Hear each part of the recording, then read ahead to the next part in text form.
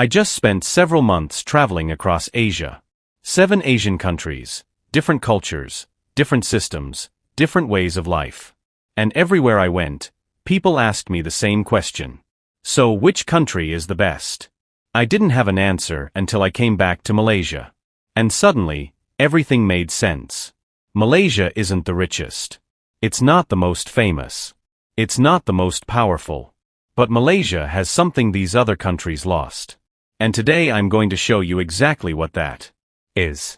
I'm going to take you through Thailand, Indonesia, Philippines, Vietnam, Singapore, South Korea, and Japan, and show you what each one taught me about why Malaysia is different. Stay with me because by country number 5, you're going to realize something about your own country that you never saw before. Let's start with Thailand. Thailand, the country that looks perfect until you live there. Thailand was my first stop. And I went there thinking, okay, this is Malaysia's biggest competitor. Bangkok is massive. Phuket is world famous. Thai food is everywhere. Tourism is booming. Everyone loves Thailand. So, what does Thailand have that Malaysia doesn't? I spent 2 weeks there. And here's what I found. Thailand looks perfect on the outside, but when you dig deeper, you see the cracks. Political instability. Thailand has had 13 military coups since 1932. 13. Every few years, the military takes over, tanks in the streets. Government overthrown, and the people, they just accept it because it's normal. Malaysia complains about politics, but you've never had a coup. You've never had the military take over. You change governments through elections peacefully. Thailand can't say that. Then there's inequality. In Bangkok, you see luxury malls next to slums. You see rich tourists spending thousands, while locals make $10 a day. The gap is massive and it's getting worse. Thailand's economy depends on tourism. And when COVID hit, it collapsed. Millions lost jobs. Businesses closed. The country panicked. Malaysia didn't collapse because you don't depend on one thing. You have palm oil, electronics, manufacturing, services, tourism, diversity. And that's the first thing I learned. Thailand taught me that looking good isn't the same as being stable. Indonesia, the giant that can't get it together. Next. Indonesia. Your neighbor, your cousin, same language, same food, same culture. Right? Wrong. Indonesia is 10 times bigger than Malaysia. 270 million people, more resources, more land, more potential. So why does Malaysia feel more stable? I went to Jakarta and I saw chaos. Traffic that makes KL look like a joke. Pollution. So bad you can't see the sky. Slums next to skyscrapers. Rich and poor living in completely different worlds. Indonesia has size, but Malaysia has systems. You have functioning public transport. You have cleaner cities. You have a government that actually works.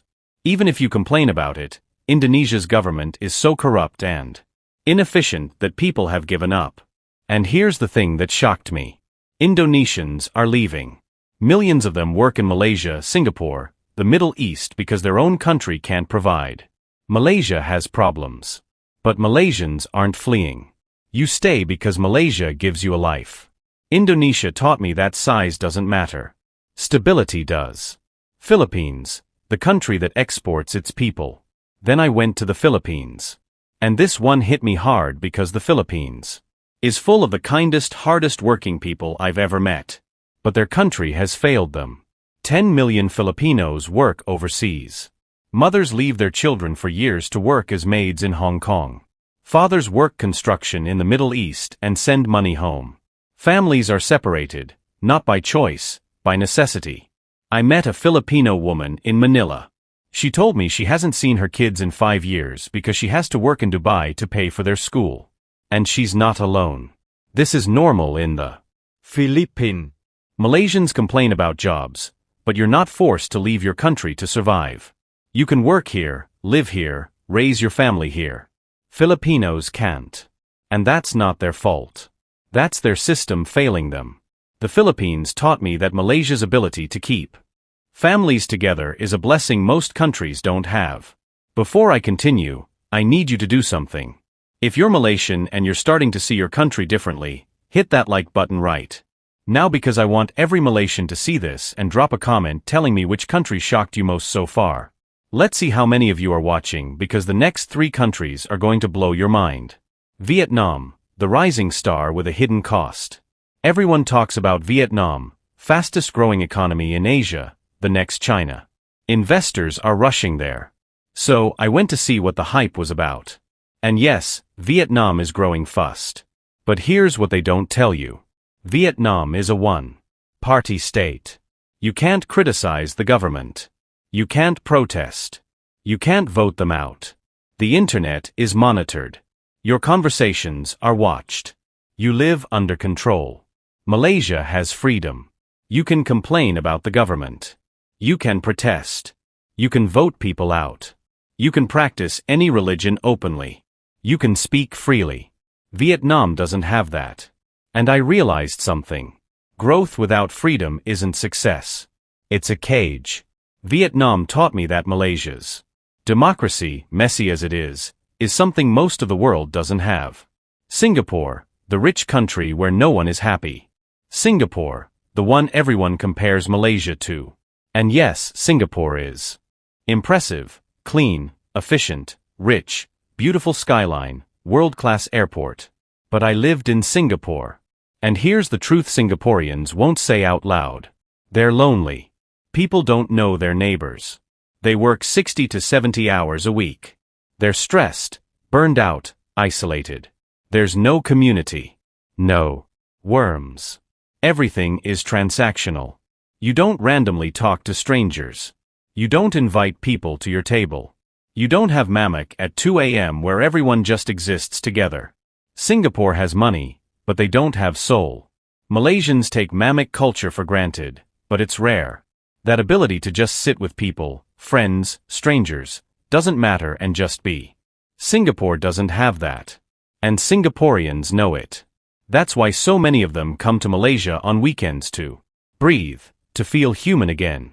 Singapore taught me that wealth without community is emptiness. South Korea, the success story with a dark side. South Korea, K-pop, God drama, Samsung, Hyundai, economic miracle. Everyone admires South Korea. So I went there and I saw the cost of that success. South Korea has one of the highest suicide rates in the world. Students study 16 hours a day. Workers are expected to sacrifice everything for the company. If you fail, you're nothing. The pressure is unbearable and people are breaking. Malaysia has ambition, but you also have balance.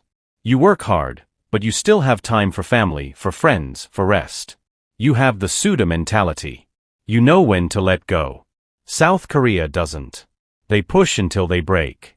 And I realized Malaysia's refusal to be extreme is actually a strength. You're not the richest, but you're also not burning out. South Korea taught me that success without balance is self-destruction. Japan, the advanced country that's dying alone. Japan, one of the most advanced countries in the world. Technology, efficiency, discipline. But Japan has a crisis no one talks about. Loneliness, isolation, people dying alone in their apartments and no one noticing for weeks. There's even a word for it, kodakushi, lonely death. Japan's birth rate is so low, entire towns are abandoned. Young people are so isolated, there's a term hikikomori. People who lock themselves in their rooms for years and never come out. Japan has progress, but they lost connection. Malaysia still has connection. You check on your neighbors. You invite people over. You don't let people disappear. Japan taught me that progress means nothing if you lose your humanity. So, here's what I learned. Thailand has tourism, but no stability. Indonesia has size, but no system. Philippines has people, but they're forced to leave. Vietnam has growth, but no freedom. Singapore has wealth, but no soul. South Korea has success, but no balance. Japan has progress but no connection. And Malaysia has something all of them lost. Balance. You're not the richest, but you're stable. You're not the biggest, but you're organized. You don't force people to leave. You have freedom. You have community. You have balance. You have humanity. And that's why Malaysia is different. If you're still watching, I need you to do something. Subscribe right now because I'm going to keep making videos that remind you what you have. And share this with another Malaysian, especially the ones who always complain. Let them see this. Here's my final message. Malaysia isn't perfect. You have corruption. You have inequality. You have problems. But you also have something rare. You have a country that works. Not perfectly, but it works. And when I compare you to these 7 countries, I see one thing clearly. Malaysia didn't fall into any of the traps. You didn't become unstable like Thailand. You didn't become chaotic like Indonesia. You didn't force your people to leave like Philippines. You didn't sacrifice freedom like Vietnam. You didn't become soulless like Singapore. You didn't burn people out like South Korea. You didn't lose connection like Japan. You found balance. And balance is the hardest thing to achieve. So the next time someone compares Malaysia to another country, remember this. Every country I visited is missing something Malaysia has. And what you have is rare. Protect it.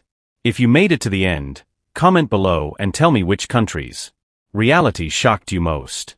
Let's talk about it because Malaysia isn't just different. Malaysia is proof that you don't need to be extreme to be successful. You just need to be human.